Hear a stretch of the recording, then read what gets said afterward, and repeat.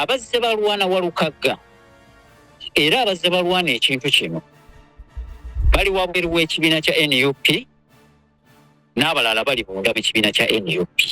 Wangi taata, abazze balwana Walukagga bali munda w'ekibiina kya NUP, abalala bali wabweru w'ekibiina kya NUP. In brief, opposition erwana opposition. Is that what you're trying to mean?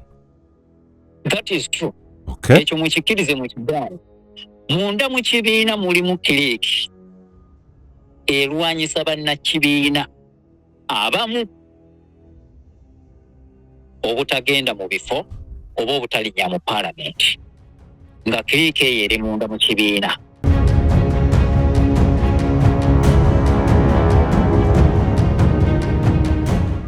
Walukagga atambulira mu kifaananyi ekya Bobi Wine. Nti ye muntu eyajja, Bobi Wine ye muntu eyajja nga buli muntu amunyooma. Ne be yali avuganya nabe ekyaddondo bonna nga bamunyooma nga bagamba kaakati ono omuyimbi kiki kyagenda okukola. Tebaamanya ki kyagenda kubeera era tebaakisuubira. Bangi baamuyisaamu amaaso nga bagamba shaawo omuyaga alina ebiviiri. That is it. Si ye yali yeetimbyewo yekka.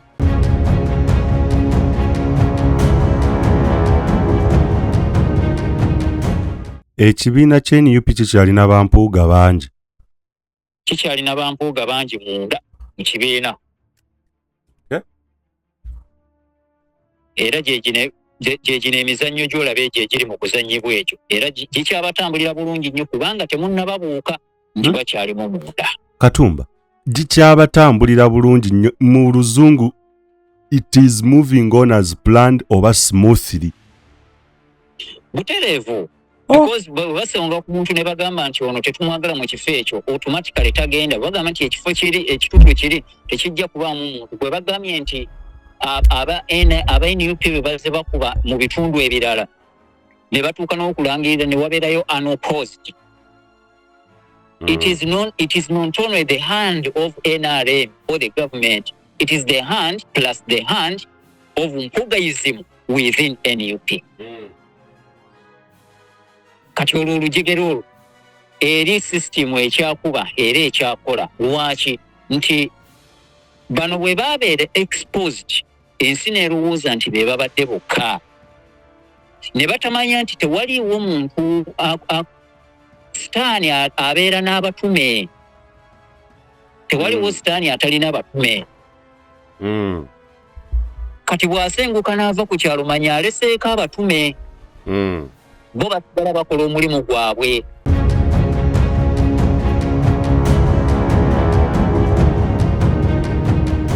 Walukagga batandika okumusojja ku luwonzi nga tannaba na kunominatingibwa mu kibiina. Mu kibiina ne batandika okumusojja n'okumukuba. Naye olw'okubeera nti yajja ye nga bw'ali n'atateekawo mbeera ndala yonna, n'atateekawo kintu kyakwegulumiza agamba nze nzize nga bwendi nsobole okuweereza nga bwe mpeereza ku bwa mmeeya kati ate mpeereze na wano ku bwa MP. Buli obwa mmeeya kankuliyetingewo space omuntu omulala akole ki, omuntu omulala ajje. Eyo yali credit nnene nnyo eyamuweesa ekifo eyamuweesa mandate wali mu kakiiko akaali kasunsulamu okumuwa kaadi. Nti kisanja kimu. Omuntu we baali bavuganya ku kaadi mugende munoonyereze ebyafaayo bye. Musajja kaada wa NRM.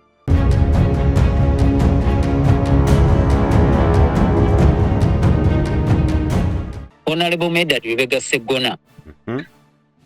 Bakyamwetaaga mu Parliament kuba omulimu gw'abadde agukola akyagukola bulungi ng'agukolera abo abamufunamu. Muganda we Katumba Gerard eri abagamba nti ate gavumenti teyagala Sseggona mu Parliament because mbu he is a threat. Waliwo aboogera ekyo.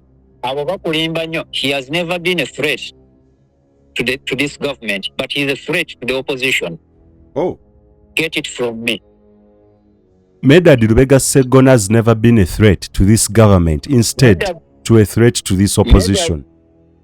Medard Lubega Sseggona and his colleagues, when I say his colleagues, you know them, they have never been a threat to this ruling government, but rather they have been a threat to the true opposition, to the oppressed Ugandans in this country. They have never been a threat to the government, but they are a threat to the opposition. Abalungi abatuuliriza era abatulaba olunaku olwaleero tukyaddeko ewa Sheikh Ashraf Dembe. Sebo sanyusa okubalaba amannya agange Seeka Ashraf Dembe akola ku bizibu by'enjawulo. Omuntu singa aba alina ebirwadde tumusomereddwa, tumuwa amazzi ga lukuya nga bw'obadde ogalaba, tugenda abantu ku kyoto ne twokya emizimu emibi egibabaamu n'okulombeddwa. Abantu singa abeera ng'ali wano atuuse sobola okumulombereddwa, ne waba atatuuse nga mpadde amannya ge naye ng'ali wala. Neetaase enamba yange yeeno eri 0701763711. Nammwe bannyinaffe abali ebweru oyagala okuba nti oyagala okulombera ku ddwa ng'olina ebizibu, viza zibuze, amaka gakolongotana, sente zikola zimpita mu ngalo, ojja kumpeereza ekifaananyi kyo n'amannya go, ebyo byokka bijja kummala, nja kukulombera edduwa, ojja kutereera. Olunaku olusembayo mu mwezi mba n'edduwa ey'awamu ffenna n'abalwadde bange abakadde n'abapya. Salaamu alaikum warahmatullahi wabarakatuh. Uganda Eyenkya. Fe aba Fabrication Media Uganda Limited tusangibwa Bugoloobi ku Kinnawattaka Road kunya okulinaana Tree Shade Nursery and Primary School nga fe bakafulu mu kwokya mu kudesigninga n'okukola buli kimu. Gambanga branding, concept development, interior branding, wall branding, okutunga engoye zonna ez'amasomero, ez'ofiisi, embroidery, ng'olwo tutunga ku lugoye ne tuteekako design yonna oba akafaananyi konna nga tukozesa wuzi, signage printing, promotion material eza buli ngeri, tent and activation tables, gondola fabrication ne 3D designing, eno nga ya computer, screen printing, material fabrication, van and vehicle branding, product display units, nga buno bw'oteekako ebintu byo mu supermarkets. Janguko Fabrication Media Uganda Limited wano e Bugoloobi ku Kinnawattaka Road kunya. Okumanya ebisingawo tukubire ku ssimu zino wammanga ku 0777 44 26 9 oba ku 0701 04 69 62. Tusanyusa okulaba era tujja kolagana nnyo naawe. Uganda Eyenkya. Nze Hajji Ashraf Simwogerere, omuwandiisi ate era omuzanyi w'emizannyo. Mu bitabo by'empandiika bikwatagana ku bulamu bwaffe obwa bulijjo oba nga buluyita social, political and economic. Oyinza okusoma ebitabo byange nga otusinkana ku WhatsApp yaffe eri 0756 12 65 15 nga osobola okusasula omutwalo gumu n'ekitundu buli mwezi. Waliwo comments oba emitwalo ebiri nga omutali comments. N'awalala oyinza otusinkana ku Amazon ku Simwogere Ashraf Kindle. Nkwaniriza nnyo otusinkane era n'ebitabo byaffe osobola bifuna hard copies okuva ku Mukono Bookshop oba okulagiriza ku WhatsApp namba eyo oba enamba yaffe eyo gye nkuwadde. Nkwagala nnyo. Alright, abali ku Uganda Eyenkya, Extreme TV Sako n'Omulala TV mbaniriza akawungezi amakyalo eggulo ettuntu ly'olwanze muzukulu wa Gawunga Moses Wamala ey'olwaleero egenda kubeera special. Tugenda kubeera ng'omulamwa gwa leero tugenda ebuziba okunnyonnyoka obubadi obukodyo saako n'emiziziko egyeyolekedde mu kalulu aka 2026. Tugenda kuba torch mu kibiina ki National Unity Platform obukodyo obutego emiziziko egibategeddwa okusinga ddala ba candidates ab'enjawulo ku mitendera egitali gimu oba ku mitendera gyonna.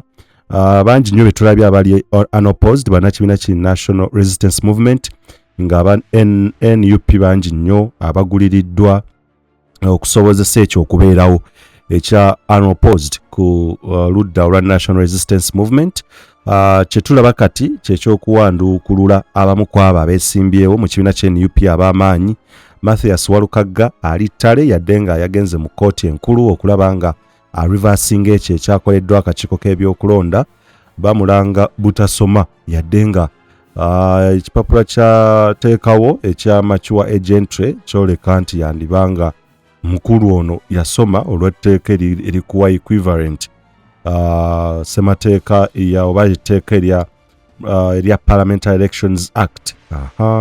Kakati Mulyannyama meeya w'e Makindye era nga ajja kubwa Makindye East. Yes, genda kubeera nga ate butereevu nnyo mu maaso kaawo naye bwe katagirya n'abantaanya ayinza okubeera nga yagenda okuddako.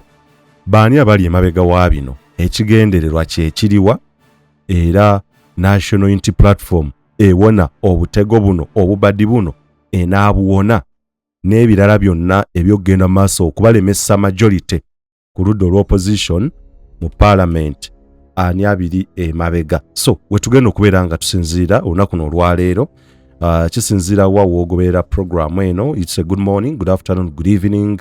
Thanks for tuning in. Subscribing ku mikutu gyonna Uganda Eyenkya, Extreme TV, Sseggona, Omunaala TV.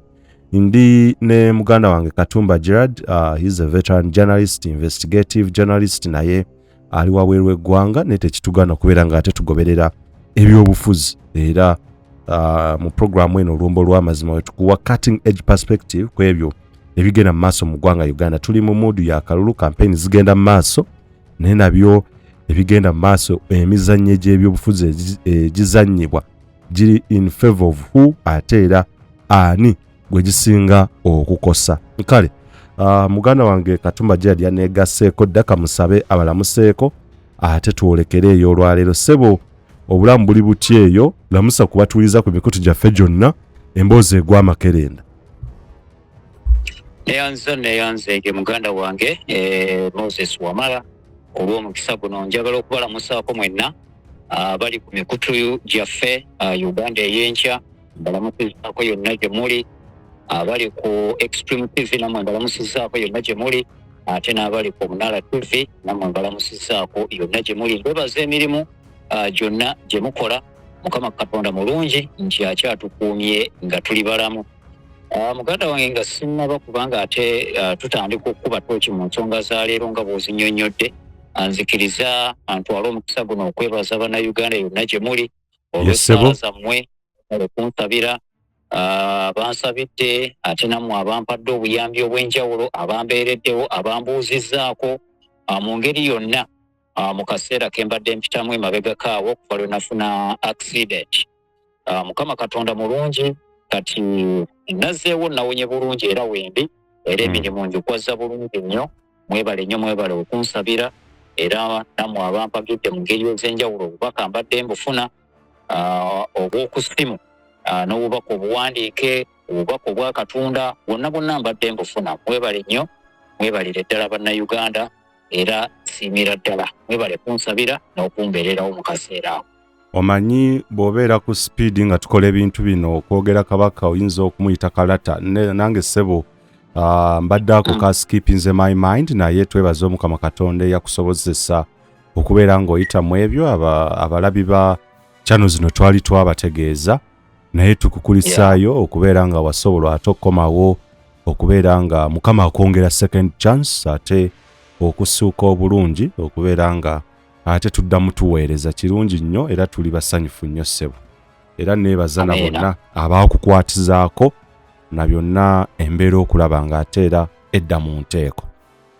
Nkale njagala tugende butereevu ku nsonga. Tutandikire Busiro East. Abantu nabanjulidde dda omulamu ogw'olwaleero, emiziziko, emitego, obulippo, ebyobufuzi ebiri mu kuzannyibwa wakati mu kalulu.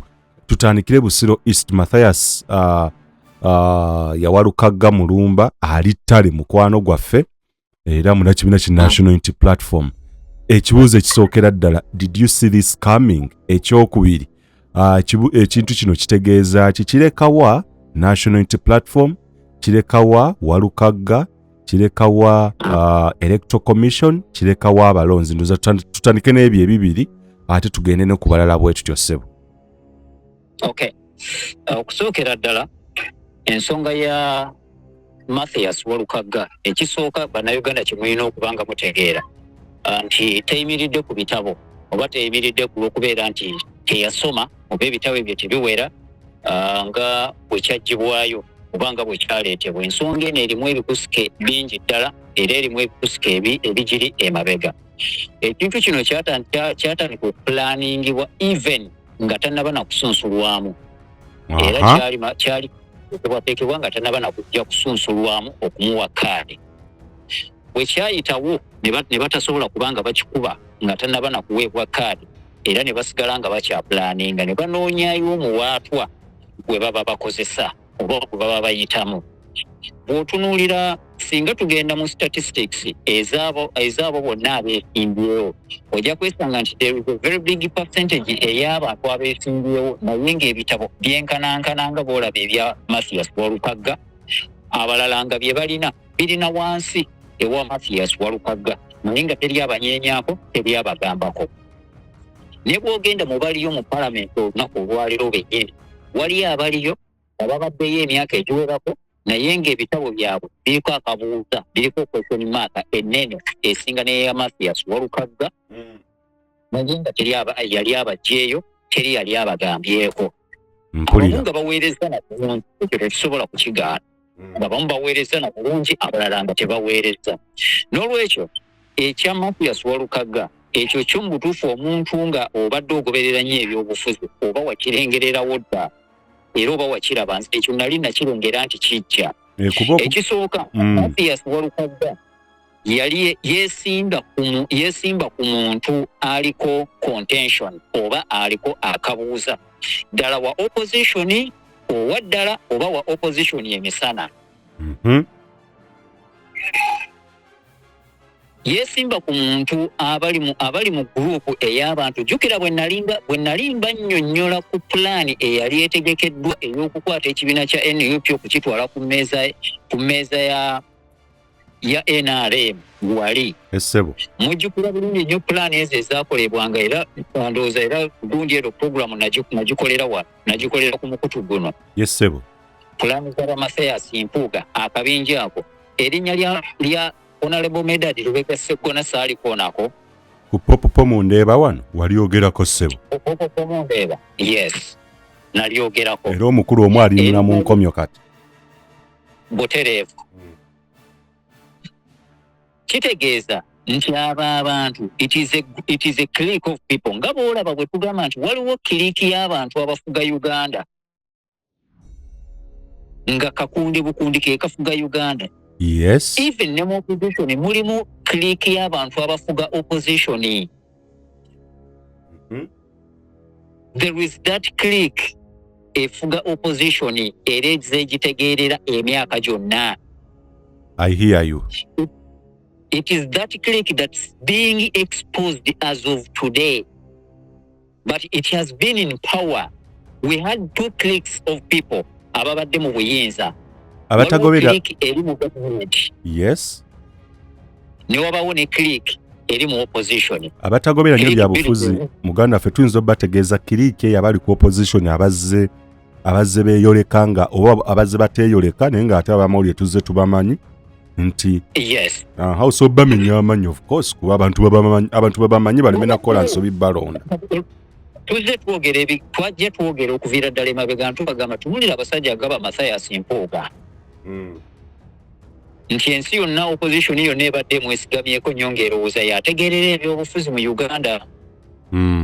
Naye nga abamu twamulabadde era nga tubagamba naye nga oba oliawo ebimu temuyinza kubikkiriza. Tuzze twogera ku bantu nga ba Honorable Medad Lubega Sseggona tuzze tuboogerako. Njagala ojjukira abasajja nga ba Michael Mabike tuzze tuboogerako nkubeewerako. Njagala omujjukira abantu nga Banabbira Naggayi Ssempala twajja tuboogerako enfunda eziwerako nga tubagamba jjukira kiriki ezo bazze bakola eza Ssuubi eza DP block ezigundi ze UID n'endala abo bonna tuzze tuboogerako nga tubabagamba. Yes sebo. Babedi Bwanika we baaviirayo ne bajja mu byobufuzi bonna tuzze tubabagamba. Ba Nobert Mao tuzze tubabagamba nti DP eyo gye mulaba ya Nobert Mao si DP ntuufu. Yasaladde eddiiro yatundibwa dda. Yasaladde eddiiro ng'abo mugamba nti mwogera byogere. kati olunaku olwo that is the click eyo nga bwoba Michael Mabike waba tateesezza ku radio eyo program tenyumye Makola Simpuga bwabanga si ayogedde ensonga eyo ensonga si ntuufu opposition nedda yalina okwogera ensonga abantu bagiwulire President General wa DP alina okwogera ku nsonga alina okwogera ensonga ensewulire nti yoyo yayogedde tingo obwongo bw'Abannayuganda bonna buli sitaaka mu bantu abo nti beebo be baffe our man yes nga tewaliwo na platform yonna yakuba exposinga abantu nga bannabbosa Ssebugwawo nga tosobola kumuddamu kuba obanga azzeemu kabaka naye olwaleero byeyoleka bulungi nnyo teyeetaaga na kwogerera nti agwa sayidi eno buli kimu kyeyoleka bulungi nnyo so kati buli muntu eyeesimbyewo mu bifo ebirimu abantu abafaananako bwe batyo the opposition leaning NRM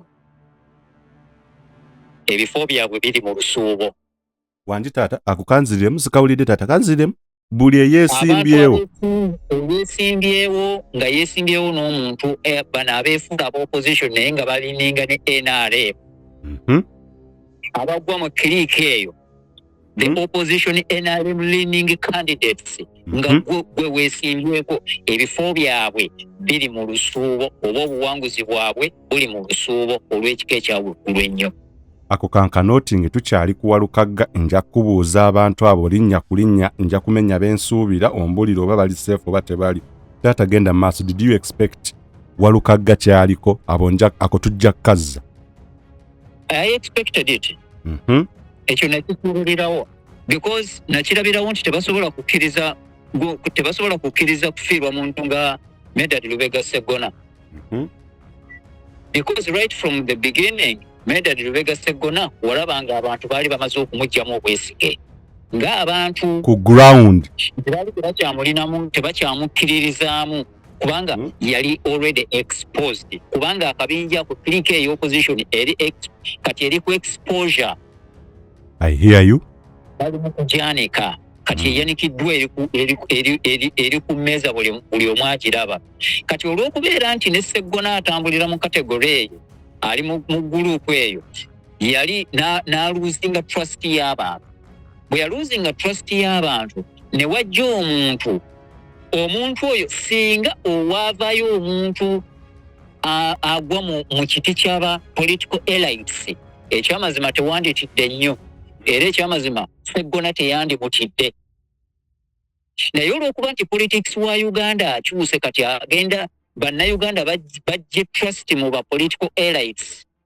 bamwogera luzungu batwasoma nnyo kati politics kati bwe nalabanga Walukagga avuddeyo ne yeesimba ku Medard Lubega Sseggona ne mmanya nti Walukagga is not safe nekyo kubanga omulaba nti yali asobola okuwamba amangu ennyo support y'abantu ne trust y'abantu ne bagamba okusinga okusindikayo ono mwogera luzungu talina kyatukoledde ate baabano boogeza kirimi boogeza bajerega katusindikeyo omuyimbi Walukagga atambulira mu kifaananyi ekya Bobi Wine nti ye muntu eyajja Bobi Wine ye muntu eyajja nga buli muntu amunyooma ne be yali avuganya nabe ekyaddondo bonna nga bamunyooma nga bagamba kaakati ono omuyimbi kiki kyagenda okukola tebaamanya kikyagenda kubeera era tebakisuubira bangi baamuyisaamu amaaso nga bagamba shaawo omuyaga alina ebiviiri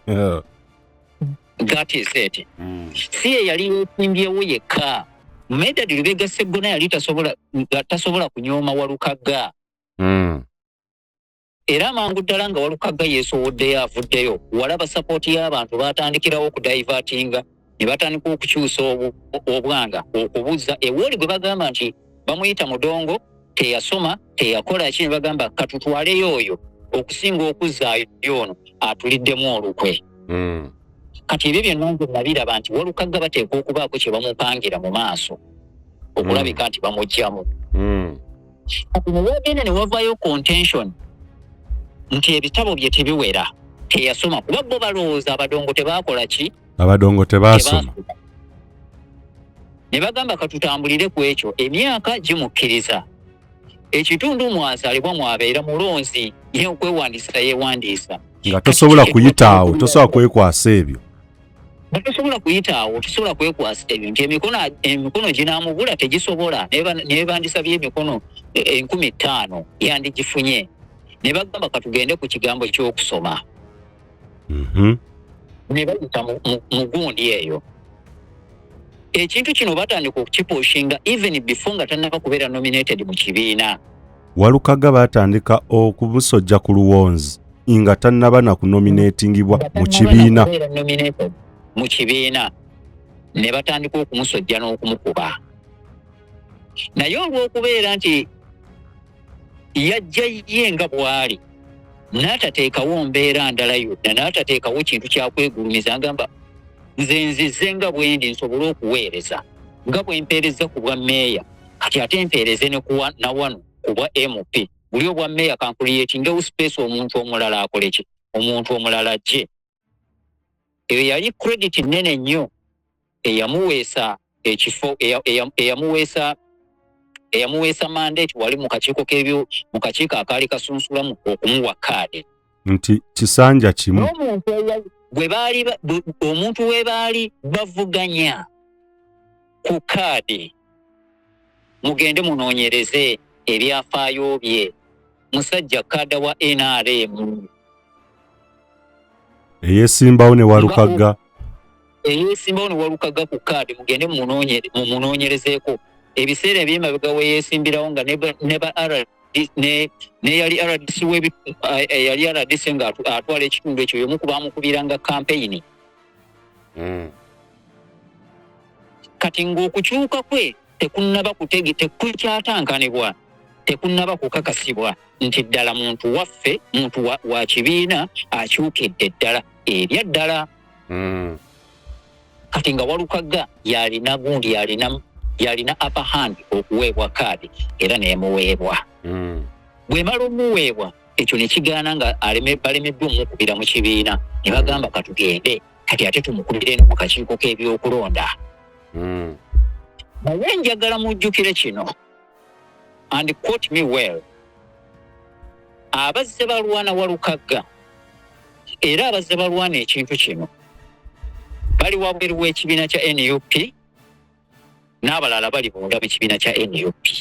Wangi taata abazze balwana Walukagga bali munda w'ekibiina kya NUP abalala bali wabweru w'ekibiina kya NUP. In brief, opposition erwana opposition. Is that what you're trying to mean? That is true. Okay. Ekyo mukikirize mu kigaana munda mu kibiina mulimu kiriiki erwanyisa bannakibiina abamu obutagenda mu bifo oba obutalinnya mu paalamenti nga kiriiki eyo eri munda mu kibiina.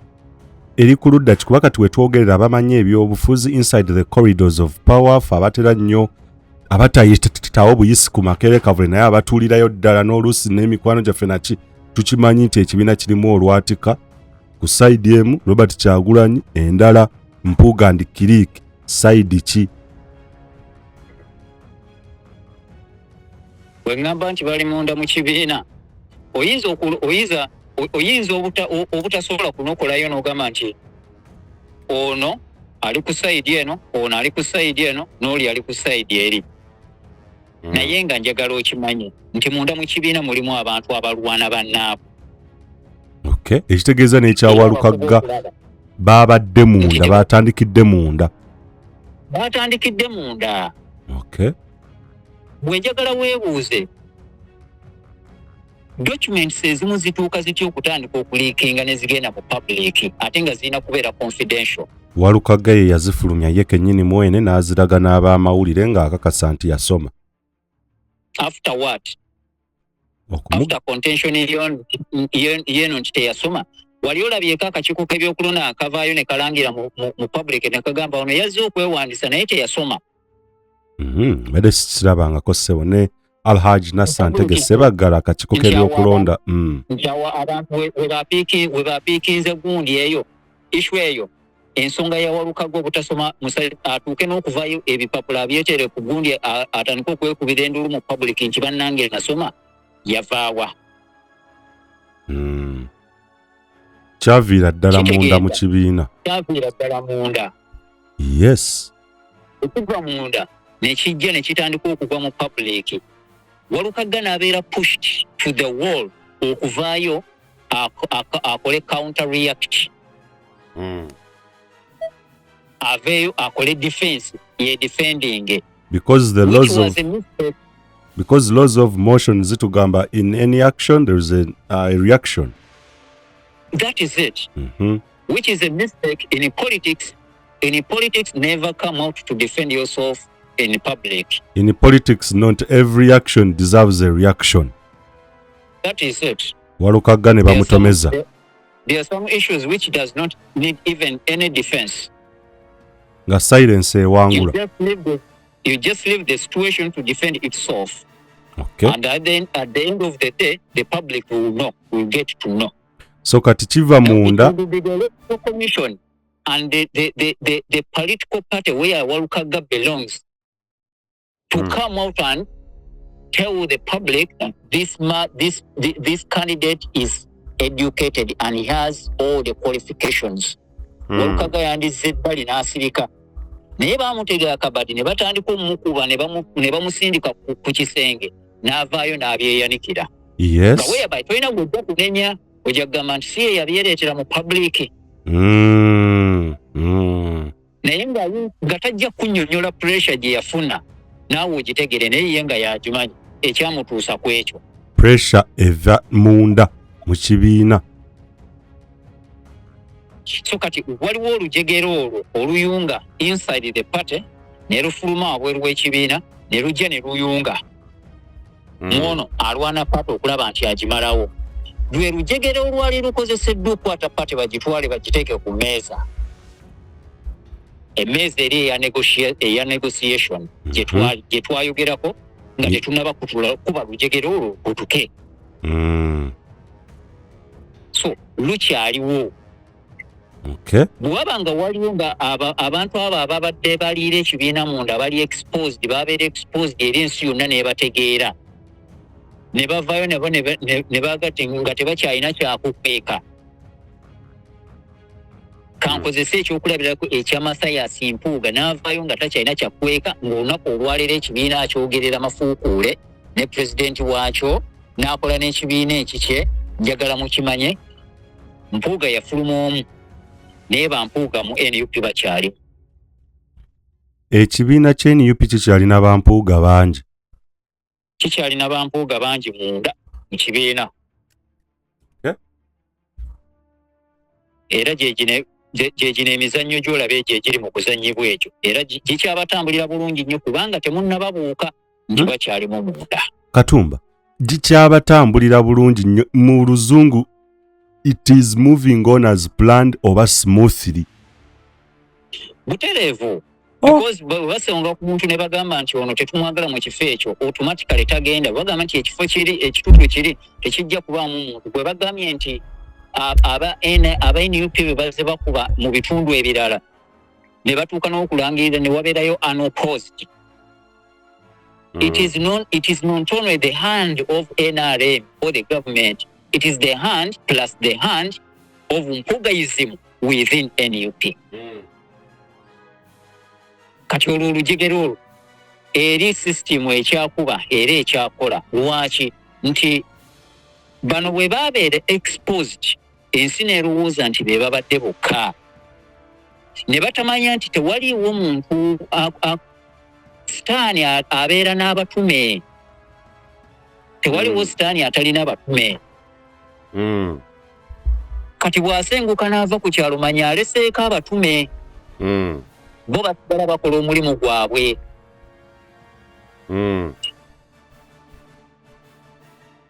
Kati mulina okumanya nti sitaani avuddewo naye ate tulina okumanya nti aleseewo wano abatume. So we must be ready.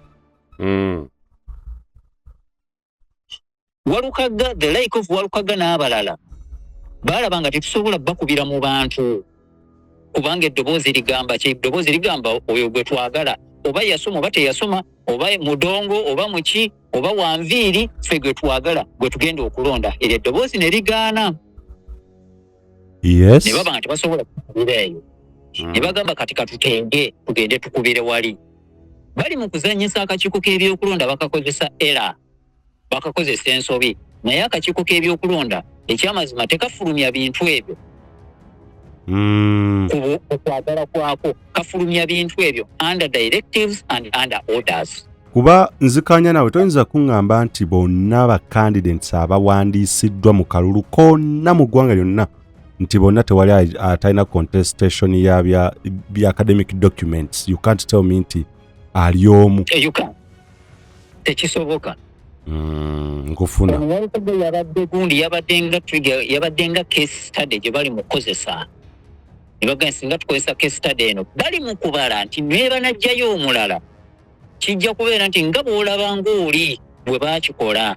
Nti already kivudde mu kibiina eno public ne kifuuka debate ne kisaasaana nnyo teyasoma basooka ne ba-creatinga debate naye nga kivudde mu kibiina okigenda okujja nga tekizze nga by surprise. Nkufuna. Kuba logically basobola n'okusaddaakayo owaabwe omu. Naye ne bakigattako naye nga bo balina kye batunuulidde, balina kye bagoba. Tiwaliwo abalala 5 oba 3 ab'amaanyi bwe baagala okujjayo. Kuba logically speaking, Walukagga essaawa eno akyali meeya wa Town Council y'e Kyengera. Okusinziira ku Local Governments Elections Act eraga nti omuntu okwesimbawo nga meeya mu Town Council municipal biki byonna alina okuba ne certificate eya A level. Era tewali kifo kyonna. Very good. Era tewali kifo kyonna ekyo bwe kito nga oli ye head meeya biki nga kya senior 4 mu act tekiriimu. Kati 221 yajjira ekitegeeza okulangula obwa meeya n'alangirirwa nga n'okusunsulwamu era empapula yazitwala kakiiko ka byakulonda. Yes. Era ke kakondakitinga elections ezo era ke kamulangirira n'okulayira n'alayira era ekisanja akikoze n'akimalako. Kakati olwaleero ngamba otya nti ate empapula ze yatutteyo zonfu ezisobola kumukkiriza kwesimbawo nga ziri nga wali abadde mu kifo ng'omuntu asobola okwesimbawo mu kifo ekyo ng'alina empapula ze zimu. Erevo equivalent. Bwe kibanga ddala mpapula bwe zibanga waliwo any other hidden agenda eyakoleddwa. Bannayuganda kye balina okumanya nti omuntu nga Honorable Medard Lubega Sseggona bakyamwetaaga mu Parliament kuba omulimu gw'abadde agukola akyagukola bulungi ng'agukolera abo abamufunamu. Muganda we Katumba Gerard eri abagamba nti ate gavumenti teyagala Sseggona mu Parliament because mbu he is a threat. Waliwo aboogera ekyo. Abo bakulimba nnyo. He has never been a threat to this government, but he is a threat to the opposition. Oh.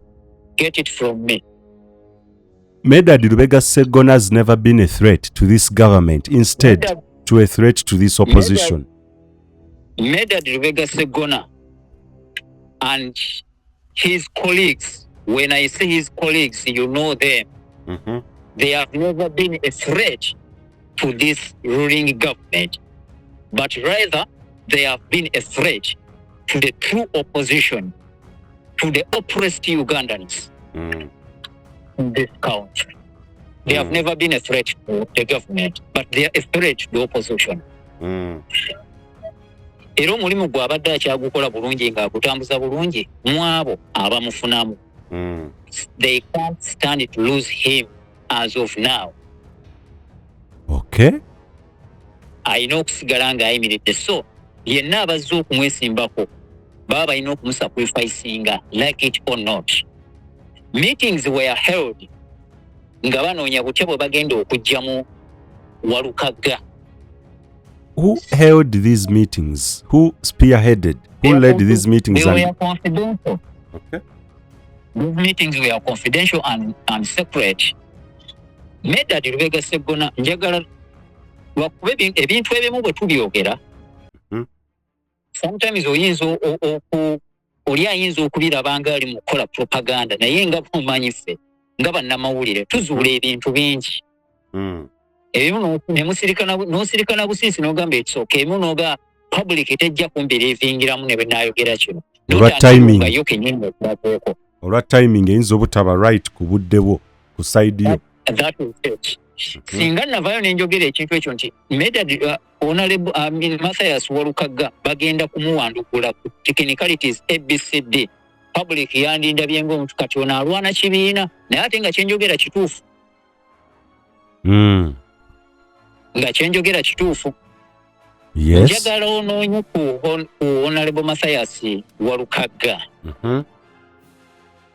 omubuuze munnamawulire Katumba Gerard yakubira yakunoonya ddi yayogerako ddi naawe. So bwe wamala okumanya olukwe lwonna n'obubadi n'obukodyo obuteekeddwateekeddwa okumunoonya omubuuze yakugamba ki? Era bwana abajjukira bulungi mugaa gwembuulire ennaku z'omwezi oyakubira ojja kulanga ennaku z'omwezi zijja kuba mabega nga tebannabakulangirira nti bamugye mu bwokaano. Era omubuuze kye namugamba era omubuuze oluvannyuma namugamba ki ekirala nga muganda wange bw'oba nga weetuddeko kino na kino kigenda ku happeninga. What happened? Ajja kukubuulira. So wabitegeera before n'omukubira n'omutegeeza and what to do. That is it. Bino nga tebinnabaawo. Bino tebinnabaawo. Okuyamba ku munayo njogera bya bulimba bwembanye muno gumunoonyeko omubuuzi olumubuuza n'akubuulira. Sometimes ayinza okuga nti abino kambireke kati ate biri confidential oba n'ebirala ebiringe but it was that was it bwekyali okuyambako ku batuuli. I knew the plan sigamba nti bitabo muganda nge plan eno ogimanya ddi plan eno ey'okuwanduukulula Walukagga mu lwokaano? Ekintu ekyo nakitegeera immediately after nga baakamala okumunominatinga. Era nzijjukirako olunaku olumu nayogerako naye n'aŋŋamba omusajja wamulabye bulijjo anvuma nti ndi muda atuvuma tuli badongo naye kati naye yatandise n'okukompozinga ennyimba yatandise n'okuzina ku gundi ku stage rallies abalongo nemugamba namulabye mulaba ejjawoza nti abayimbe simanyi abadongo tetusindika badongo mu parliament ate kati naye afuuse mudongo ate naye bamusindikeyo ng'afuuse mudongo. Naye ye Sseggona Mathias Walukagga ky'ataamanya nti omusajja ono yalina ekintu ky'abala. Medad Lubega Sseggona buli lwe yatambulanga okugenda awantu ne bamugoba fe public abantu balowoozanga nti bamuli bubi omusajja bamuli bubi bamutadde kizito ne batamanya nti ate ekikolwa ekyo kyalinga kisamba mupiira nga kiguzza wuwe. Resistance ya ground abantu okumuwandula ate kyali in favor so singa tekimukosa. Yes. Ate nga kikosa Walukagga. Yes. Yagenza okutuuka ku mmeeza okukiteekayo ng'alina evidence n'abagamba mulengera abantu sirina we nsobola kuyita musajja ono bwe tuba tetukozesezza ngeri ya kimafiya. Olwokuba ku muddakalu siina bwe nnyinza kka mu bbanga alina obuwagizi obufaananako bwe buti. Akake kangi ajja kuba kangi kazibu kakubba. Ajja kuba kangi. So yagalagaana mba nina kukozesa kimafiya ave mu reesi ngisigalemu. Kati tukozesezza kintu tukozese contention y'okusoma. Bino byasomye obukulu kati ekyo tuba tukuleyetingawo. Kye tuba tukola. Ne balyoka bayitaawo. Waliwo eyankubya akama. Sseggona okyamulabako ng'atambula mu bantu gye babadde bamugobera. Okyamulabayo? nkyamulaba mulabako campaign ze zikyagenda mu maaso zikyagenda mu maaso okyalaba obuvidiyo nga bufuluma nga guno bamugobye ne bamukuba amayinja ne bamugoba gumanye ekyo oba ye yabateeka naye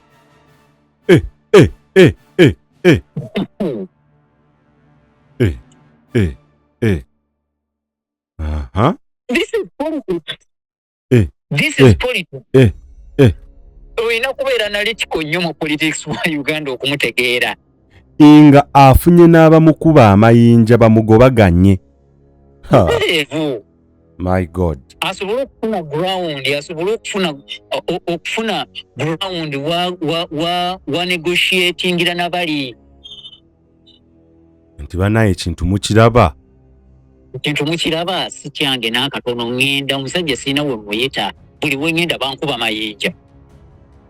Kati munsuubirayo okufuna akalulu bwaba abalonze emitwalo 3 mu busiro ekyamazima bwe bakeera ku makyanga 2 bamuwadde akalulu ngenda kabbantu okwongereza ku 3,000 ze n'abanfunye oba 2,000 oba 1,000 mbukyuse mbufuula 3,800 oba 2,800. How? It is very difficult. Kati tulina kukola nkola yonna omusajja aleme kuyingira mu kalulu wali. Okutaasako ku bannaffe tugenda kukoma waawo. Nfunye wano nfunye etteeka Walukagga yayitamu okwesimbawo mwaka gwa 2021. The Local Government Act yefuga wawantu yajja election. The Local Government Act egamba nti mbogenda mu section 10 section 111 oba 111 subsection 1 egamba except for the village, parish or county council, the election of the chairperson shall be by universal adult suffrage through a secret ballot using one ballot box for all candidates at each polling station. Kati njangende ku requirements. A person shall not qualify for election as chairperson of a district or a city unless that person. Ewo ogenda mu interpretation y'ebirala byonna bakulaga nogundi yefuga zi town council byonna because they are all under local government. Bogenda mu kubano ndi ku subsection yokusatu then ku bogenda ku E under 11 oba 111 E egamba nti a person shall not qualify for election as a chairperson of a district or city unless that person E has completed a minimum education of advanced level standard or its equivalent. Ekitegeeza n'omuntu alina asobola n'okugenda ku parliament kuba byonna qualification eza academics zezimu. Ye Local Government Act kati Walukagga olwo ya presentingayo ki ku olwo. Era bannayuganda njagala okubagamba kino waliwo chances nnene nnyo temwewuunya olunaku okukya Walukagga nga akomyewo mu lwokaano. Lindako ogambye ekya Katumba? Temwewuunya olunaku okukya nga Walukagga akomyewo mu lwokaano. Ompitanga n'ompa omukisa n'ompa opportunity ne mbajjukiza ebigambo bino era kulunja babuulira asobodde atya okudda. Do you see that coming? Walukagga, do you see Walukagga back? Oh. Yes, I do. Oh. Nga koti ekoze proclamation. Yes, and it is coming from court. Oh. Akomawo mu race.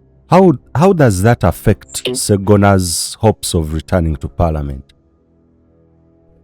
Of course kiba kimaze kubanga na kino kyennyini ekyakoleddwa nakyo kimu affectinga. Sseggona. Okay. Yakibala ng'akibalidde side emu oba akibalidde ludda lumu. Kubanga lwaki kimu affectinga nti one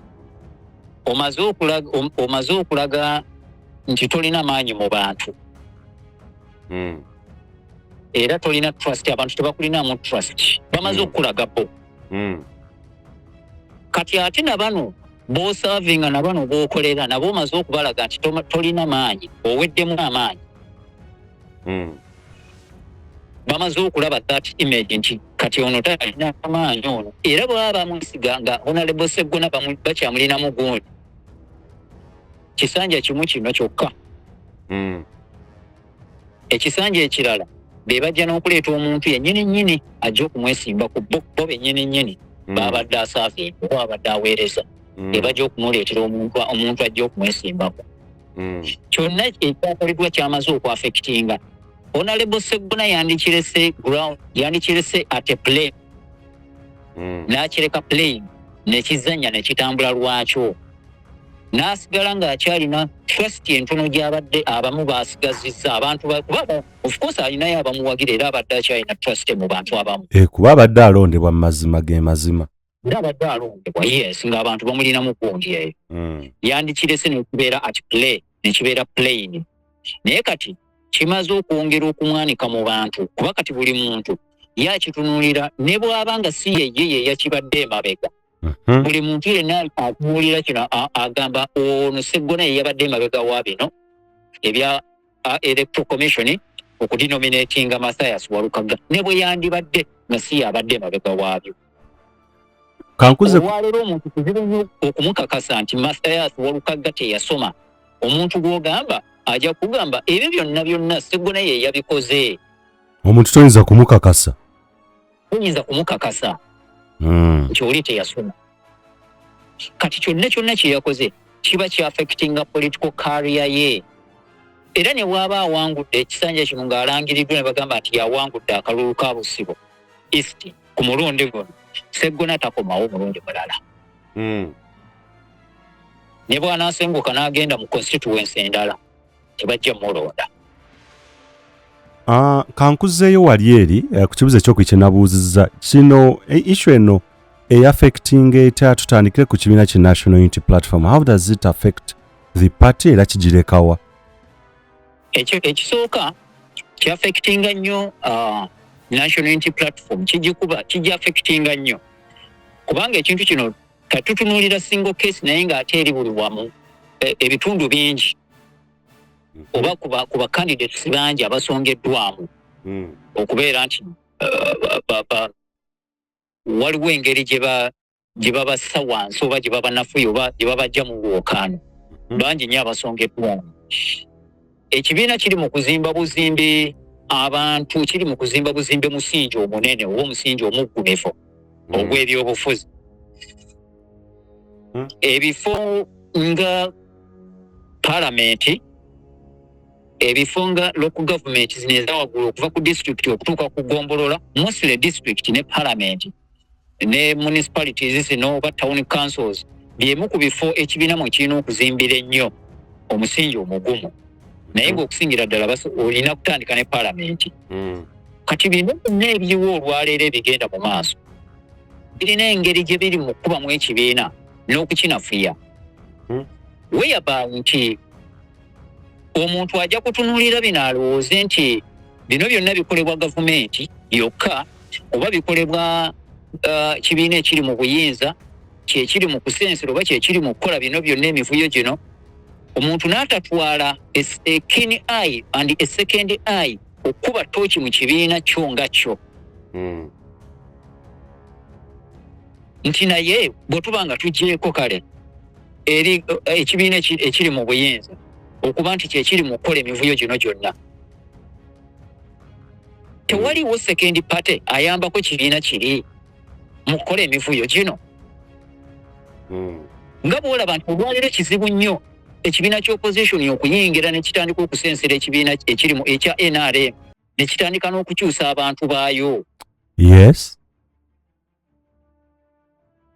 Lwaki? Nti ojja kwesanga nti tewali nnyo mukono second party ogusobola okuyamba opposition okuba nti esensera eri kino ekibiina ekiri mu buyinza. Ekyo ekintu NRM kye yasooka okusiiringa nti kizibu nnyo mu okuinfiltratinga sisitimu yaabwe naye ate sisitimu za opposition zaalekebwa nziggule tetwazigaadinga kimala. Kati NUP kikyali kibiina kipya kibiina kito olaba ba infiltratinga sisitimu ya DP ekibiina ekiruddewo emyaka n'emyaka ne bainfiltratinga system ya UPC ekibiina ekyakulemberako n'eggwanga. What about system ey'ekibiina ekito nga NUP? Kati bino byonna ebigwawo tebituwa chance kuteekawo second eye okutunula mu kibiina okulaba butya bwe tugenda okugaadinga system y'ekibiina ereme kubeera ng'eri easily infiltrated. Kati awo ekibiina we kikosebwa nti ono asobola okubateekamu abantu, asobola okuyingizaayo oluseke munda mu kibiina ne muba nga temululaba. Emundu zonna ne muzoolekeza eno kibiina kino NRM naki, naye ate ng'omulabe wammwe asinga ate nga mutudde naye munda mu kibiina. Kati ekyo kyafekitinze nnyo ekibiina kya NUP nti na wano bwe munaagenda wano nga okulonda kuwedde, yes musobola okutwala okubeera nga mututte leader of opposition nga mufunye ababaka bangi, naye eddoboozi lyabwe ligenda kubeera litya? Decision making bagenda contributinga kyenkana ki ku decision making? Bwabeerawo ensonga konte yeetaaga okuba ng'esimbirwa ekkuuli, gundi yaabwe strength yaabwe amaanyi gaabwe gagenda kubeera nga gazitowa kyenkana ki nga genkanawa. Kati byeno olaba nga key areas, key constituencies ezitambuzibwako ebyobufuzi zitunuuliddwa nnyo okubeera nti zisigala mu mikono egya NRM oba okutuulamu abantu abalowoozebwa nti ba opposition naye ate nga bali abali mu buyinza. Kati ebitundu nga Kampala babyagala nnyo. Ebitundu byonna eby'omu Kampala, constituencies z'omu Kampala bazaagala nnyo. Constituencies ez'omu Wakiso bagyagala nnyo. Those are the areas, the political concentration areas in Uganda. Nti oyinza okugamba those are the administrative districts in Uganda. Otunulira Kampala, otunulira Wakiso, otunulira Mukono, ne district endala awo eziriraanyewo nga togenze wala nnyo Ziruweero, ezo bwe zityo. So oyinza okutwanga administrative districts mu Uganda ezirimu abantu ezivaamu okusalawo administrative mu Uganda. Kati constituencies bazaagala ezinaabeeramu aba opposition balina okuba nga ba opposition leaning, NRM leaning, nga si opposition true bali bennyini. Kati kwe kulwana okuliwo nti n'aba naasigalawo nga muga nti opposition abamu baakajja akabaleeta mu wano bambadde opposition emisana naye nga mu butuufu beeri baabwe. Abalala abagenda okusigalawo nga mubalaba nga bali bino ebigambo mbyogera by'ebigambo byebimu bye twayogeranga ku Mathias Mpuuga ne mugamba tuli mu kulumba abaami ba Kabaka nga tubagamba amazima. Naye nga bwe bayimirira mu Parliament boogera oluzungu ensi neekankana ne bagamba abasajja boogedde ne bakomaawo. That is how they play their politics. It is politics of words, but not politics of action. Kati n'olwaleero gavumenti kyeri mu kubala central eno ebifo disitulikiti zino ezirimu ezisalawo ennyo tulina okuba nga abasingamu ba kibiina ekiri mu buyinza ng'abalala abalimu lwe luli oluseke lwe naggambye oluli mu opposition naye nga luliikiriza NRM. Balina okulwana okulaba nti the true nga Mathias Walukagga azenga ye amanyi kimu NUP people power tulina kulwanirira muntu wa wansi tumubuulira birala abo balina okugenda ettale bagenda kulemesa bagenda kuzibikira oluseke luno olugabirira NRM nga luva mu opposition. And there is a very big list ey'abantu abagenda okufeesinga ng'ekya Walukagga. Awe tujja kanzire ku Walukagga mangu. How does this affect him? This kino tekiaffectinga Walukagga. It is building his political career. Tekimutattanya nti yataasoma na biki byonna. Tekirina we kimutattanya, tekirina bw'ogenda mu politics. Tewaliyo political career gy'ogenda, political career yonna bagizimbira ku negativity. Yes. Tewaliyo political career gy'ogenda kuzimbira ku positivity. Tewaliyo political career gy'ogenda kuzimbira ku passiveness. Gwetunuulira political big politicians, abantu abazimbye ebyobufuzi, abantu abazimbye career zaabwe mu byobufuzi, how did they start? Waakiri watabaawo kibaawo, waakiri akikuliyetingawo n'ateekawo akabba ne bagamba baamukwatidde mu loogi ne bamukuba amasasi mu kugulu. N'agamba ekyo bajja kyogerako banvume kituuke kiggweewo. Ekyo ssebo ne kimuyisaawo politically ne kimuwanguza. Kati teweevumanga kintu kyonna ekiba kikutuuseeko ng'oli mu politics, ng'oyingidde politics n'okyevuma n'ogamba kati kino kinzise, political career yange egenze. Waliwo ebintu ebimu ebijja, buli ekijja kirina kuba nga kikuzimu, as long as nti gwe tokoze kintu kagamba oba kiyiwa musaayi ogw'abantu. Naye ne kijja ne kikutuukako obutuusi ne kikutomera, kiba kizimba political career yo.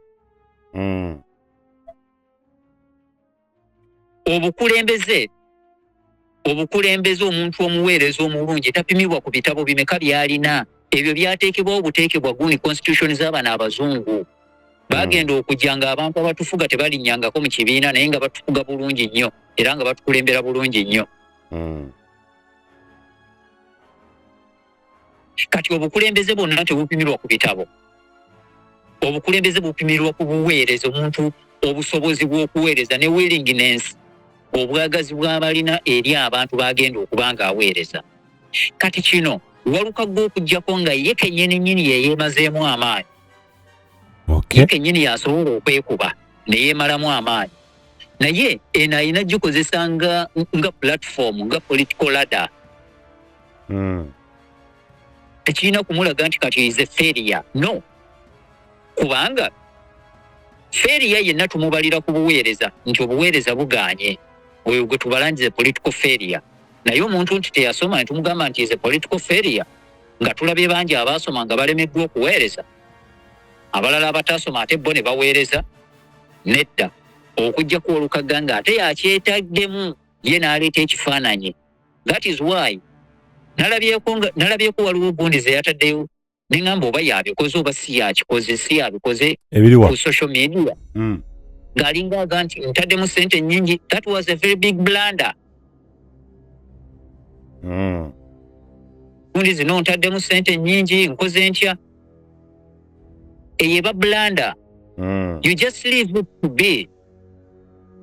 Kuba waliwo oba olaga omuntu nti ate kaakati ekintu wateekamu ssente nnyingi osuubira ziveeyo, kati owulira olumiddwa nga ssente zo tezivuddeeyo n'ebirala ebiringeyo, obeera okuliyetingawo gundi endowooza endala mu muntu. You just let it to be.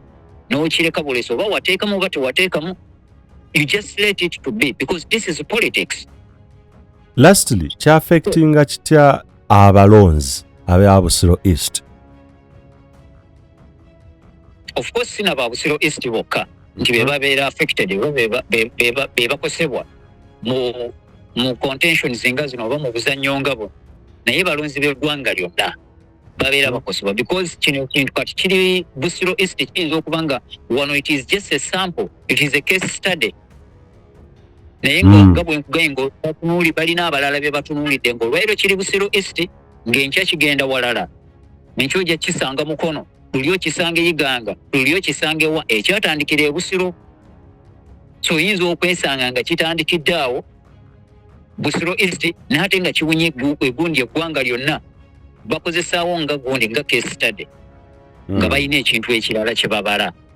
So it is affecting nnyo abalonzi. Ekisooka kyongera okumalamu bannayuganda amaanyi ku nsonga y'obukulembeze, ku nsonga y'okukyusa obukulembeze.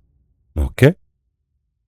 Kyongera okulaga nti ekyamazima okulonda kati mu ggwanga erya Uganda kulinga okutakyalina nnyo makulu. Abantu ne batandika okutwala okulonda ng'ekya bulijjo. Just ebyo bya bulijjo.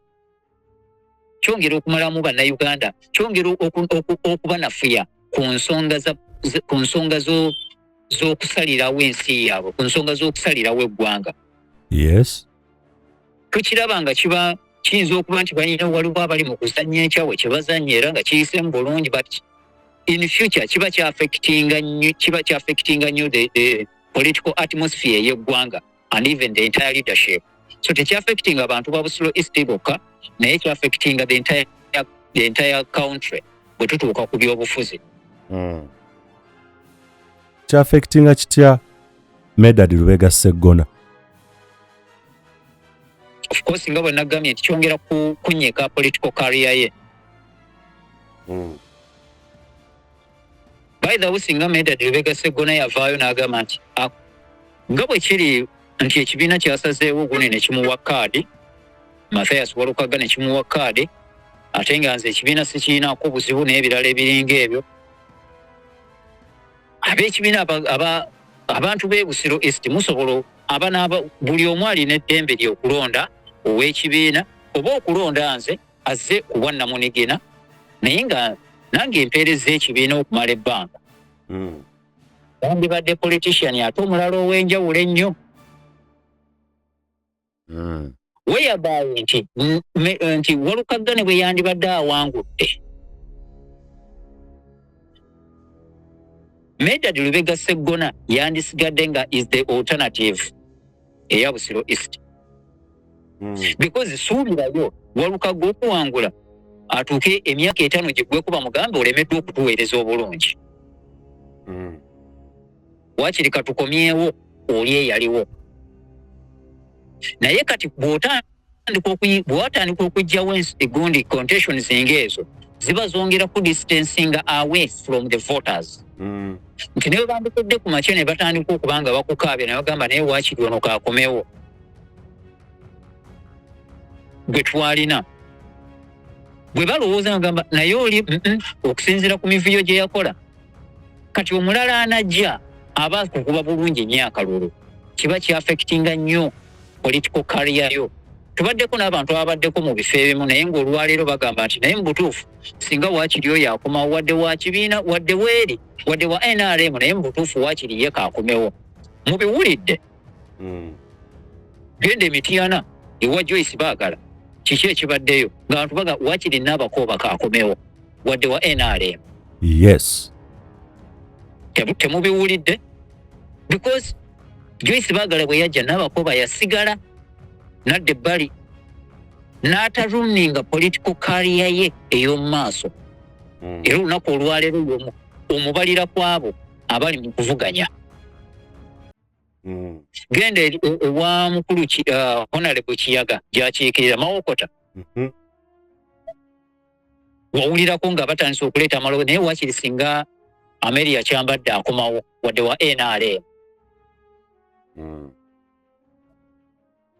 Lwaki? Nti ono bwe yajja n'agamba ono omwana azze n'astepinga aside n'asirika. Whereby nti yasigala ye alternative. Kati Medad Lubega Sseggona naye abadde ayingidde mu kategori eyo ey'abantu abali gundi abali nga si wakusikaŋŋana na byabufuzi, ye muntu waliwo ng'agamba tasobola kutandika kukayanira byabufuzi nga bwe tulaba abantu abaakajja. Omuntu abadde mu paalamenti ebisanja ebiwera tosobola kutandika kubanga okayanira byabugundi bifo bwotyo. Kubanga kati abo batuuse ku mutendero gw'okubeera appointed. They just appointed. They are not elected because there is a level gy'otuukako nga politician nga tokyali ku mutendera gwa kubeera elected. Yeah. Ng'ate kati guli ku mutendera gwa kubeera appointed. Ngoli appointment material. That is it. Tubatuulawo wansi ne bagamba but who? But really, for this post, for this position, so and so is the one who fits in. Tewaliwo mulala gwe tuyinza we bakugirayo out of 50 million Ugandans bagamba ono yaba abeera kino. Abantu bangi nnyo ababeera naye balonderayo nga ono yaba abeera minisita wa kino. Guys, just appointed. Ekyo gundi nnene nnyo level ndala nnyo kwene eri elected. N'omuntu atamanyi atambulira mu silipa n'avaayo n'akuvuma ate nga tojja muddesa kubanga weetaaga akalulu. Yes. Kati abo Sseggona mu gundi myaka gye babadde mu parliament bandibadde nga stepping aside bagamba asijja kusika mu wana muntu waba ng'onaze nga abantu bwe baagadde ekibiina bwe kyagadde it's okay, it's fine. Nadde ebbali abeere nga is an appointed material. But kati bino ebiriwo bino ate byongera kumukubanga bimuzaayo mu bapoliticians abatandika obutandisi abakayanira obufu abagenda ku gundi ne batandika ne bagamba tuziniremu onale bwe tatuziniramu tetujja kuwa kalulu n'atandika okuzina. Senior politician elite ne batandika okukozesanga akagologosi because you need votes. Njagala ontwale ku balala abagenda okutekinga that same direction nga tumaliriza bannabyabufuzi ki abalala abeesimbyewo ku mitendera egy'enjawulo bannakibiina ki National Unity Platform abatunuuliddwa okuwanduukululwa mu nkola y'emu oba ey'enjawulo nga Mathias Walukagga mwe yayise. Meya Kasirye ali mu Lyanyama agenda okukiikirira wa yeesimbyewa si Makindye East. Makindye East oyo naye yeegendereze. Kitali seefu. Okujjako nga yeerwanyeeko nga bukyali bw'aba nga akitegedde bw'aba awulira. Bw'oba osobola okwogera naye mugambe yeerwaneko nga bukyali he's not safe. He's on the list. Nkola y'emu nga ya Walukagga oba ndooza bimugambire ddala. Nkola y'emu ng'eya Mathias Walukagga. Okay. Watandise okulaba nga gundi ye eya Erevo batandise ogikuba ku social media. Yes. Just like nga byatandika ebya Walukagga. Gwe mubuuze how is the public get access to his academic papers? Public efunite access to academic credentials z'aba candidate bano. Bwe luba ng'olukwe munda temuliimu abantu abalya mu bannaabwe olukwe munda mu kibiina nga be babalwanyisa abamu be batayagala babeere mu bifo ebyo. Kintu ekyo mukyegendereza ennyo bannayuganda era mu abali mu bifo eby'enjawulo. Kati Ali Kasirye mu Lyanyama is not safe. Ani yeesimbyewo ku gundi omukyalo ono yeesimbyewo ku bumanye mupya wa Wakiso. Bet Ethel Naluyima si incumbent aliyo. Yes sebo. She's also not safe. Kujjako nga avuddeyo neyeerwanako nga bukyali n'abaako kyakola neyeegaadinga nga bukyali. Wayogedde ekitunoga nti buli eyeesimbye awali owa DF awali abantu bali abali mu kakiriiki kali tali safe. Makindye East Zara Luyirika se bali Makindye West si alina kaadi mukama wange yagirina.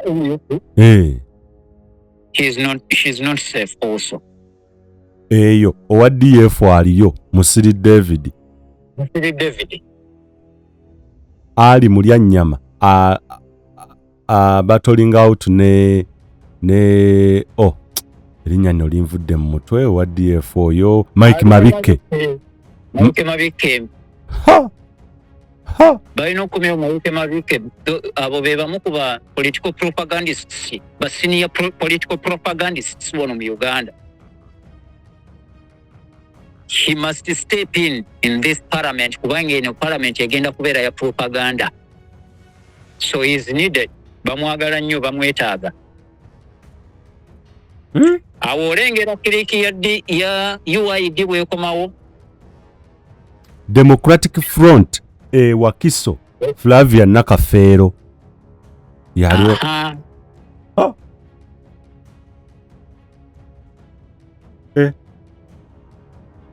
era ng'ekintu ekyo ow'Ewakisa akyesimbyemu munene mu NRM y'Ewakiso era agiruddemu nnyo era yalwawo nga yakiikirira disitulikiti eyo mpaka lwe baamuggyawo.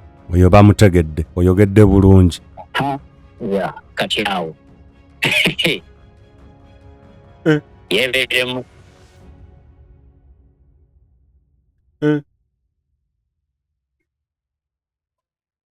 kawempe zombi nabo beebeereremu. Kawempe eri Erias Luyimbazi Nalukoola. Bwe baali bamwegezezzaamukko bamanyi bwazitowa era bamanyi butya waabwe bayinza okumweta. Oyo tojja muwulira nti bamuwaabidde ebitabo. Naye we bayinza okuyita bamanyiiwo era waliwo.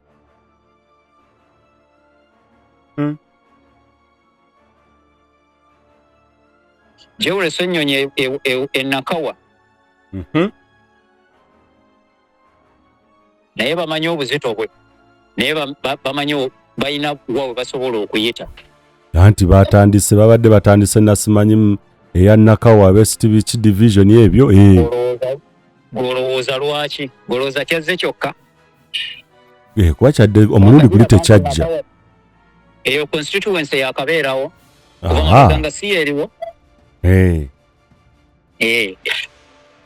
Era olwaleero ku gundi ku Jewule Ssenyonyi lwekyusizza erinnya. Kuba luli issue eyo teyaraisingibwa, tewali yavaayo kugireeta. Tewali yavaayo ku luli.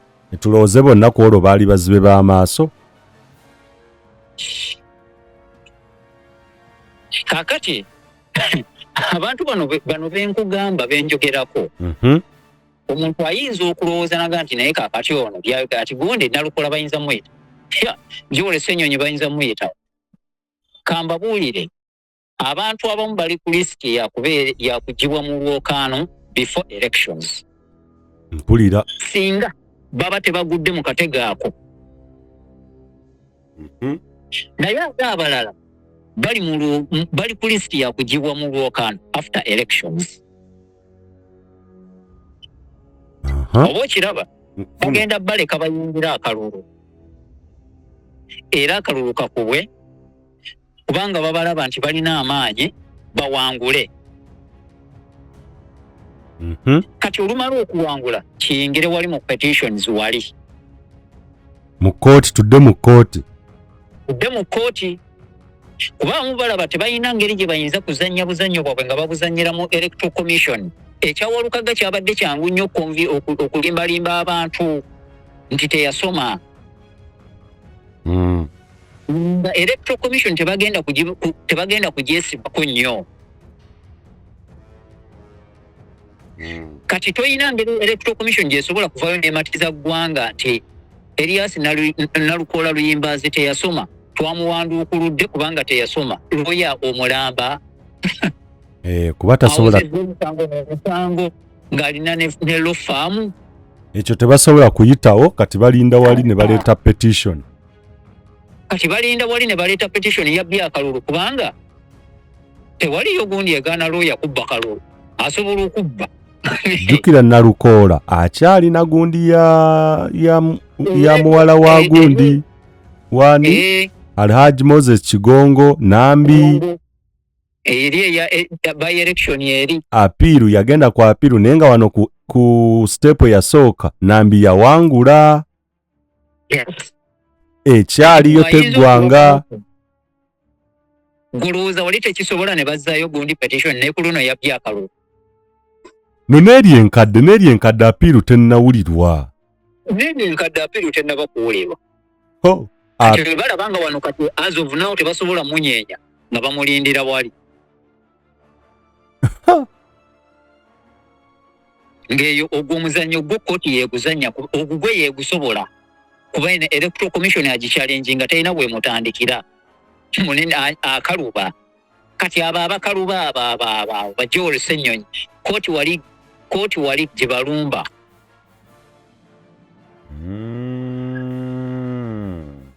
nkufuna wali gye balumba so kiri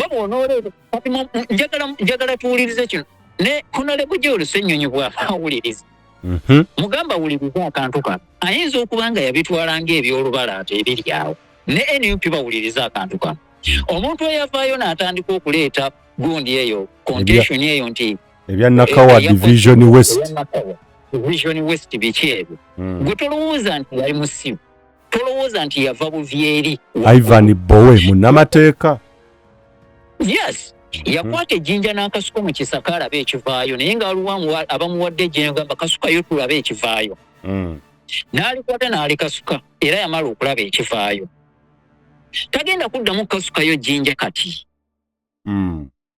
tasobola because bagenda okujja okuleeta argument eyo ng'ono amaze okubeera nominated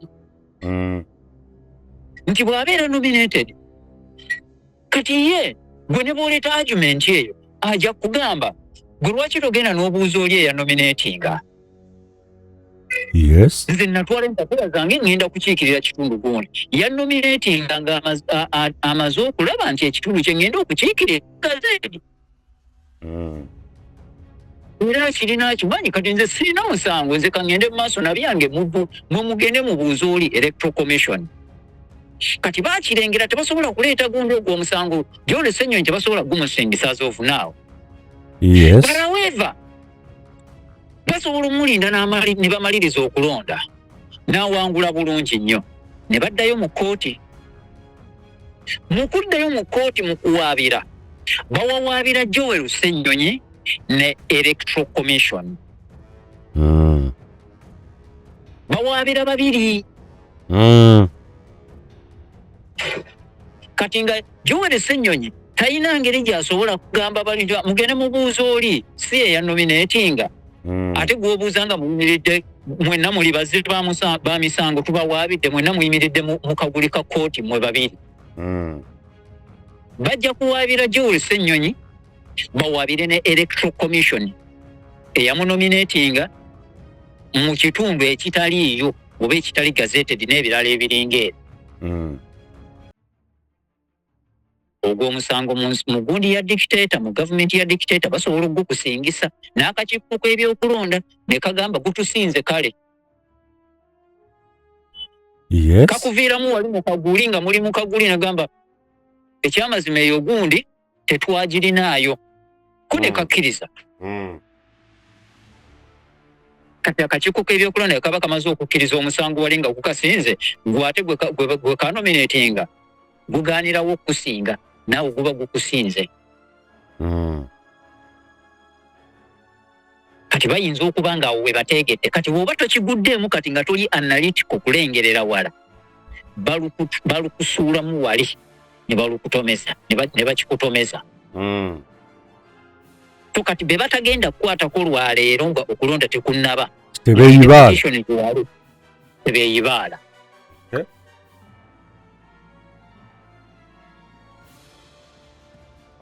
njagala tumalirize programu eno ne okusaminga emiziziko emirala oba obutego obulala obutegeddwa bannankyukakyuka abali mu lwokaano ku mitendera egy'enjawulo birala bitayogeddeko apart from okubajjamu olw'ebya education oba qualification eza academics saako ne petitions butego ki obulala obutegekeddwa as we sum up tekisemberayo ddala butego ki obulala abantu bwe balina okumanya n'abo abawagira enkyukakyuka bwe balina watching out for mu kalulu we tulaga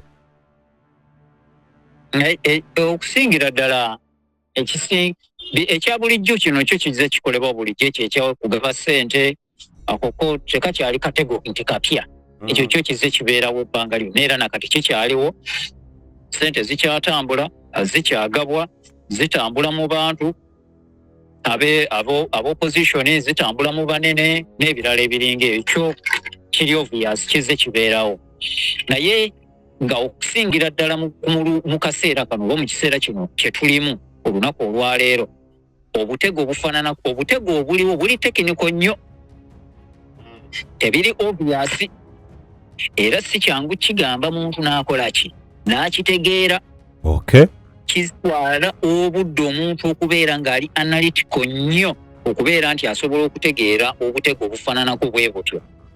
Waliwo akantu ke bali mu kutusiba nga bayita mu source of information yaffe oba ku mikutu kwe tutambuliza information y'enkyukakyuka. Abamu bagamba tukozesa method eno. Abalala bagamba tukozesa method eno. Abantu bava mu gundi mu nnyumba emu naye boogera ennimi za njawulo.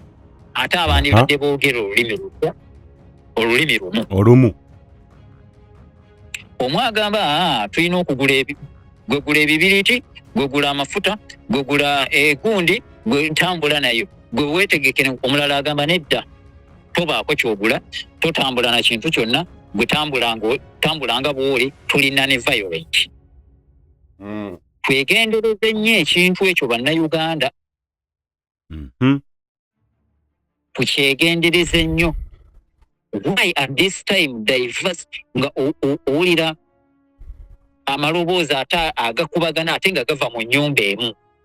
All along ennyumba eyo badde evaamu eddoboozi limu nane violence. Kati ate watandise okufulumayo abalala abalingiza mu badirisa bagamba nedda si nane violence tejja kukola, violence yejja okukola. Kati ate abo bo bafuddewa era alingira ddi mu nnyumba eyo. Kitegeeza babadde munda kati ate batandise okukyuka. Ekintu ekyo kiri very very very critical. Kizibu kyakumatiza muntu. Lwaki mukyusa eddoboozi as of now? Bwe muba nga mwagamba nti method ya violence yegenda okukola, you would have preached that right from the beginning. Now you are confusing people. And people are getting confused.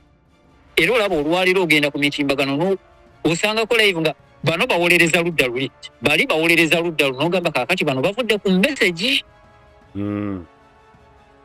Batandise kudda mu kuwolereza ono awolereza ono n'oli awolereza. Why now nga tugenda kutuuka mu kulonda wabulayo nnaku bunako? It is the same thing ekyaliwo 2021. Tunaatera bwe tutyo okutuukira ddala mu kulonda wennyini n'olyoka otandika okuwulira diverse messages ezi-contradictinga. Era byebiseera walaba abasajja ba Ashbaga Kato ne basala eddiiro, simanya baani bonna ne basala eddiiro, bonna abaali boogera eddoboozi eryali lifubutuka mu nnyumba ne batandika okwogera ebirala. It is happening even today. Kijja mu kaseera nga tusemberedde nga tuli kumpi. Nga we don't have time to harmonize ourselves. Nkufuna. We don't have time to sit back and then we harmonize kyekigambo ne botagira harmonize ya.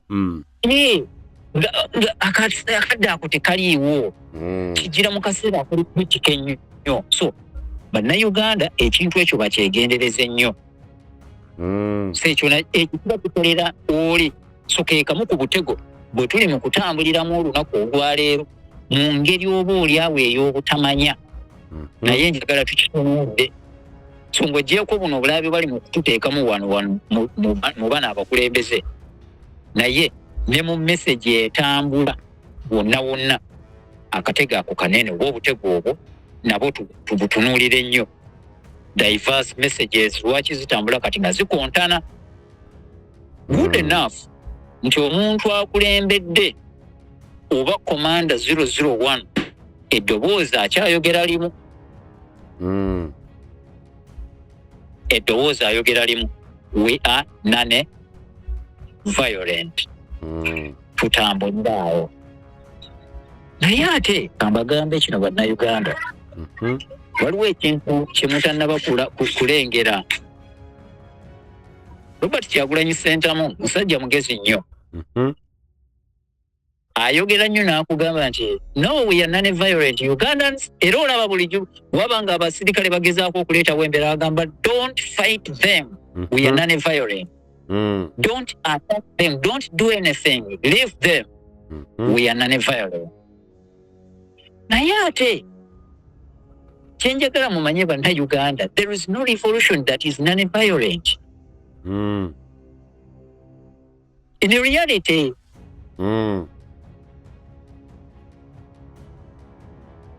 teriyo revolution eri non-violent. Teriyo. Oba mwagala okwenunula teriyo revolution eri non-violent. Okay. Ekiseera kituukanga ne bw'abaani ne bwakugamba nti you don't be violent. Nga tosobola kumuwuliriza nga the situation itself becomes violent and you are forced to become violent yourself. Ndowooza yejja kuba topic for another day. Does non-violence work in these circumstances that tulimu? That is it. Kati bana abaleeta gundi divergence gundi zino messages ezijja nti bana mukole bino naye no mukole bino na bino mukole bino na bino mukole bino kiba kikolera oli obwo obutego bwe batuteekamu okubeera nga musigale nga mumanyi nga temuli ku golo yemu. Yes, musigale nga mumanyi nti golo yaffe yakubeera na ne violence. Yes, that is it. Gwe ne violence gyeneva tojja na kumanyaayo nga tewali naagikugambye. Yes. Ndowooza yejja kubeera a very very good topic. Gundi Robert Kyagulanyi Ssentamu okwe-examining ebigambo byategeeza abantu. We are non-violent and we need okusigala nga tuli calm. Does that work in a dictatorial ya government or leadership or rulership? We tunaatandikira okuleka nga olinayo yo closing remarks ze tuyinza okubeera nga tusembyayo ssebo. Just kwongera kutegeeza bannayuganda n'okubakubiriza okuba nti ffenna buli munnayuganda waali 15 okubanga yeetaba mu kulonda. Akalulu kano it is the foundation of a revolution. Nti tekuzanga foundation ya revolution yaffe. Ebisigadde ebirala byonna biri mabega. Kubanga waliwo amawanga agakozeseza gonde revolution nga agakozeseza foundation ya high prices. Bagamba mulinde eyo bwe banaacha ku machanga nga balinyisiza amafuta. Ng'omugaati gulinnye. Nga kino kirinnye mulinde nga yespaaka nga foundation yaabwe. Yes. Ne bagamba mulinde kasita banaavayo ne bayisa etteeka bwereki. Mulindeeko kasita bana nga foundation yaabwe kwe bali mu kupimira gundi yaabwe revolution yaabwe. Kati bannayuganda foundation ya revolution ey'okununula eggwanga eri luddawa? Mugizimbidde kalulu.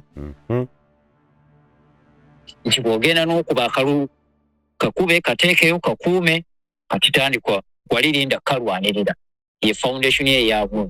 Nti ensi yonna agamba kiki ekigudde mu Uganda bali mu kulwanirira kalulu kaabwe. Nga bw'olaba nti ebyaliwo nti ki ekiguddeyo beekalakaasa lwa bbeeyi y'omugaati gwe baalinyisizza Sudaani ne gujjako gundi Bashir. Kyekireetedde abantu okweyiwa ku nguudo nti yes ya kiki ekigudde egiri nti beekalakaasa lwa kino. Kati mubanga foundation mwazimba ya kalulu kati ate bwe mutakeetabaamu ate muba mugimenye. Maybe nga tonna winding up nga sinakujja ku muzindaalo. Ebintu bino ebyobukodyo buno bwe twogerako Walukagga bamuggyeeyo oli bataddeyo ono bamuwandukudde ono ali unopposed bwa affectinga butya omulamwa gwa protest vote. Kanoonye kalonde kakuume kabanje. Nyinza okugamba nti those are the ingredients of a protest vote.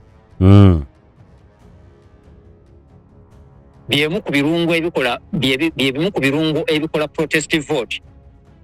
So tuyinza okulowooza nti protest vote ye kugenda wali n'okakuba ogenda mu gundi mu deep description of a protest vote. Yeah. Ebeeramu kye tuyita mass dissent. Bw'otunuulira ebyo byonna ebiriwo olwaleero, bw'otunuulira bano bajjiddwa mu lwokano ate abalina okuba nga bajja nga abalina okuba nga beesimba ku bifo ebyenjawulo ate babajjeemu ate batandise okuleetawo obubadi n'ebirala ebiringa ebyo byonna ekyamazima byongera kunyikiza mulamwa gwa protest vote. Biyambako enkola eno okunyikira. Enkola eno okwongera okunyikira mu bantu. Okay. Kati yo gavumenti eyinza okulowooza nti eri mu kubanga ekuba gundi ya protest vote eri mu kugisaanyaawo naye ate eyongera gipromotinga. Okay.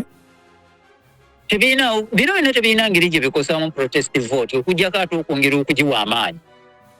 Nkufuni.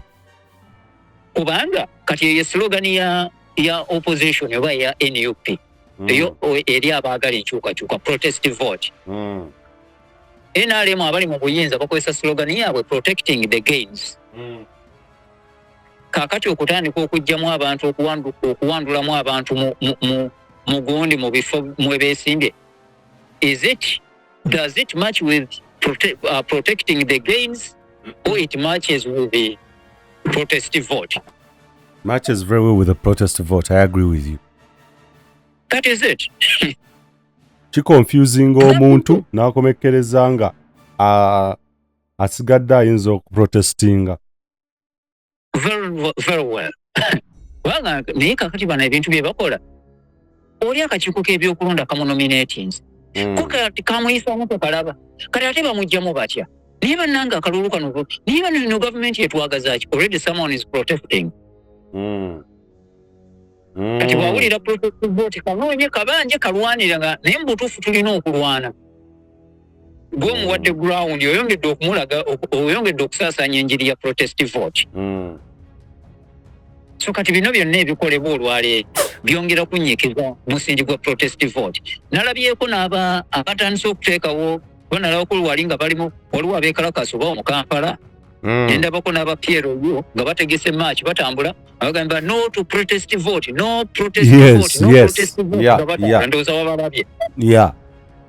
Nakubye mu ngalo n'ensanyuka ne ngamba oh my god lengera protest vote bweri mu kufuna publicity ey'obwereere. Yes.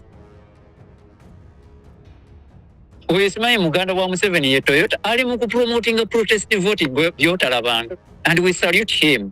Omwebaliza ddala. Mwebaza. Tuwamulabye Toyota simanyi. Yes, bayise mu Kampala nga bakola procession police ze yagamba ezitakkirizibwa. Nga n'ekigambo bakiwandiiseko bulungi protest vote n'abadde takirabanga n'akiraba. Protest vote kyekiki? Kati agenda okulira nga Bobi Wine akyogerako kiri kye twalabye abapiero yo nga batambuza. Yes. Ng'olwo bakiwa focus. Atakuumira mpeera kunkuumire. Amiina. Endowooza wamu n'ebigambo ebyogerwa mu pulogulaamu eno bya muntu ssekinnoomu akyaziddwa wabula tebikiikirira ndowooza wamu n'okutegeera okwabaddukanya omukutu guno oba abo abagulangirako osabibwa okuwuliriza n'obwegendereza okusobola okwesalirawo ku mulamwa guno wamu n'ebyo ebiteesebwa weebale kulaba mu kutu gwa Uganda Eyenkya.